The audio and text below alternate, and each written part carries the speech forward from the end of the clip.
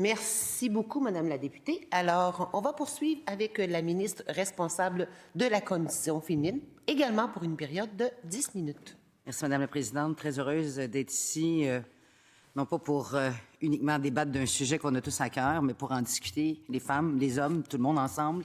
Merci aux députés présents de part et d'autre de la Chambre qui se prêtent à l'exercice très important qu'on est en train de faire aujourd'hui. Je pense que les femmes puis les hommes qui font partie impérativement de la solution là, peuvent être fiers de voir que tous les élus ici présents ont à cœur de faire progresser le droit des femmes, s'assurer qu'elles sont en sécurité, qu'elles soient dûment représentées dans toutes les sphères de la société. J'en suis, Madame la Présidente. Souligner aussi le fait qu'il n'y a pas que des femmes qui sont avec nous aujourd'hui. Messieurs, merci. Je salue votre présence en commission aujourd'hui. Un message fort qui nous fait la démonstration que vous êtes l'allié des femmes. Les hommes... Nos hommes doivent être aux côtés des femmes pour poser des gestes, faire partie de la discussion si on veut un jour atteindre donc l'égalité des faits. Avant de plonger dans le sujet, constater ce que notre gouvernement a fait à la faveur des femmes, un petit pas en arrière, voit le tout chemin parcouru au Québec pour qu'aujourd'hui on puisse se vanter d'être une des sociétés les plus égalitaires au monde. Madame la Présidente, pas gênée de le dire, nos politiques sociales au Québec ça fait l'envie de nombreuses sociétés de par le monde. Les CPE, c'est le premier exemple qui nous vient en tête. 97, c'était un outil extraordinaire d'émancipation formidable pour les Québécoises. Ça leur a permis une présence sur le marché du travail, s'accomplir personnellement, professionnellement, réduire leurs dépenses économiques à leurs conjoints. Ma mère disait toujours... m'a répété ad nauseam à ces trois filles, votre autonomie financière, les filles, c'est ce qui est le plus important parce que si vous devez malheureusement un jour vous lever et quitter, vous aurez l'occasion de le faire. Rien n'étant parfait pour autant, oui, il reste du travail à faire pour compléter le réseau des CPE. Il faut continuer de créer plus de places. Ma collègue, la ministre responsable, il travaille très fort, ce réseau-là, structuré, subventionné. Bien des femmes partout à travers le monde le regardent et l'envient. Autre outil, Régime québécois d'assurance parentale, 2006, un autre outil formidable pour l'atteinte où un régime, les parents peuvent se partager le congé parental, que ce soit pour la naissance ou l'adoption.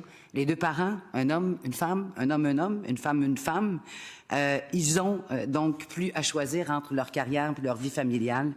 Ça permet aussi aux deux parents de s'impliquer auprès de leur enfant dès un jeune âge. Ça devient également une répartition plus égalitaire des responsabilités entre chacun.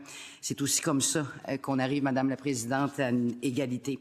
2023, 50 ans du Conseil du statut de la femme, sa mission, conseiller le gouvernement du Québec sur tous les sujets qui sont liés à l'égalité, au respect des droits, du statut des femmes, mais aussi de fournir de l'information pertinente aux Québécois et au public. Puis l'information, c'est un sujet sur lequel on va revenir beaucoup, Madame la Présidente, aujourd'hui.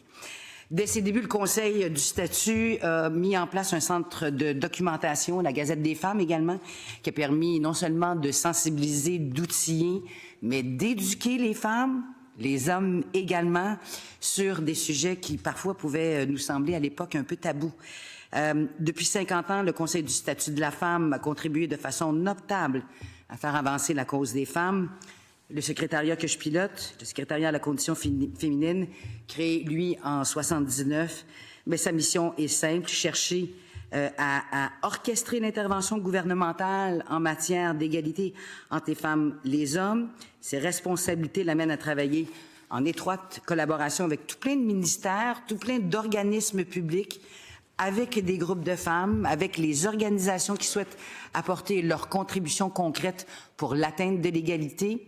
Concrètement, le secrétariat, on élabore des politiques puis des plans d'action. On assure un suivi rigoureux. Puis le secrétariat réalise des actions, notamment en matière de sensibilisation. Le secrétariat, de 2018, 28 effectifs à 45. Aujourd'hui, Madame la Présidente, un budget qui a bondi de 13,8 millions à 31,7 millions en 2025. Preuve et démonstration que le gouvernement du Québec prend au sérieux la responsabilité du secrétariat de la condition féminine. Il reste encore à faire, c'est vrai. La violence faite aux femmes, le sujet qui nous réunit aujourd'hui, notre gouvernement en a fait une priorité de la lutte contre la violence qui est faite aux femmes. Vous l'avez mentionné, Madame la députée, en 2017, le Québec traverse une époque Comme un peu partout à travers le monde, un mouvement du MeToo sur la planète entière, des femmes qui dénoncent sur les réseaux sociaux qu'elles avaient été victimes de violences sexuelles, des dénonciations qui ont surpris non seulement par leur nom, mais également des personnalités publiques qui sont sorties sur la place publique. Récemment, on peut penser au cas tragique de Gisèle Pédicaud. Puis ici, au Québec, le mouvement a mis en lumière le fait que les services offerts par le système de justice aux personnes victimes correspondaient pas à leurs besoins, que notre système de justice n'offrait pas tout le soutien nécessaire à la guérison de ces victimes. Et donc, à la suite de ce mouvement-là, de la dénonciation, la ministre responsable de la condition féminine de l'époque, la ministre Lebel, mon amie, a créé avec, vous l'avez mentionné, les porte-paroles en matière de conditions féminines de l'ensemble des partis politiques qui sont élus à l'Assemblée nationale, ce fameux comité transpartisan, pour trouver des solutions pour que les femmes qui sont victimes de violences puissent être encore mieux accompagnées.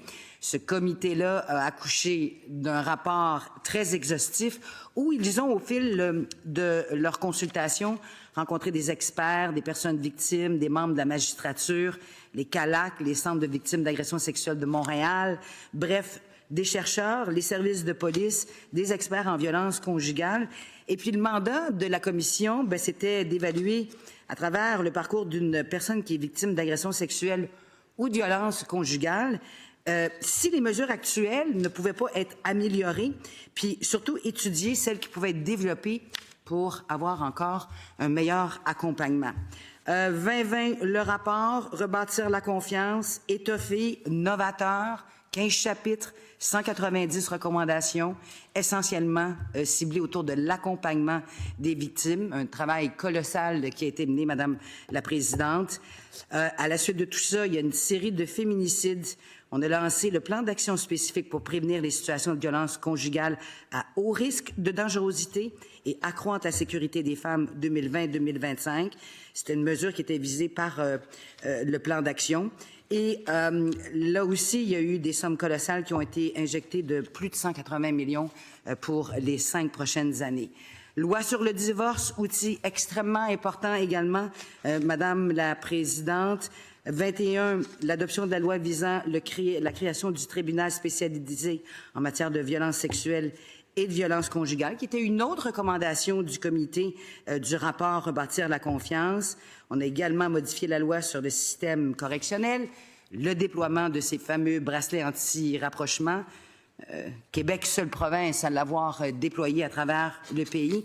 Bref, on continue, Madame la Présidente, à travailler de façon concertée parce qu'on est un secrétariat transversal. Nous travaillons avec Sécurité publique, travaillons évidemment avec le ministère de la Santé, avec les responsables des Premières Nations.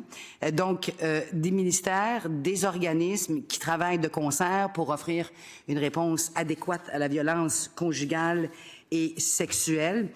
2019, fier de dire qu'on a injecté près de 1,1 milliard de dollars pour lutter contre la violence faite aux femmes, puis s'ajoutent des ententes bilatérales avec le fédéral, plusieurs ententes pour un total de 167 millions de dollars.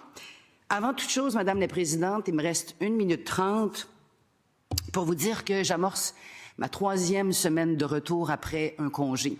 Et je mentirais à la Chambre ici de dire que je connais par cœur et tout du dossier de la condition féminine. J'ai un directeur de cabinet extraordinaire. J'ai volé de mon ancienne collègue une responsable de la condition féminine qui connaît extraordinairement bien le dossier. Je suis là pour apprendre, je suis là pour aider, je suis là pour écouter. Avec ma collègue également, la députée de Anjou, qui est ma adjointe parlementaire, merci Madame la Présidente, adjointe parlementaire en ce qui a trait au dossier de la condition féminine. Bref, on a une équipe qui est forte, on a une équipe qui est canon et je ne demande pas mieux, Madame la Présidente, au cours de ce mandat-là qui m'a été confié par le Premier ministre, de représenter non seulement les femmes, mais les actions des hommes qui seront conjointes à celles des femmes pour faire en sorte que cette violence conjugale et sexuelle auprès des femmes diminue dans le temps et que nos actions soient de plus en plus concertées pour s'assurer que chaque femme au Québec puisse être dûment et respectueusement protégée dans son quotidien. Merci, Madame la Présidente. Merci, Madame la ministre. Alors,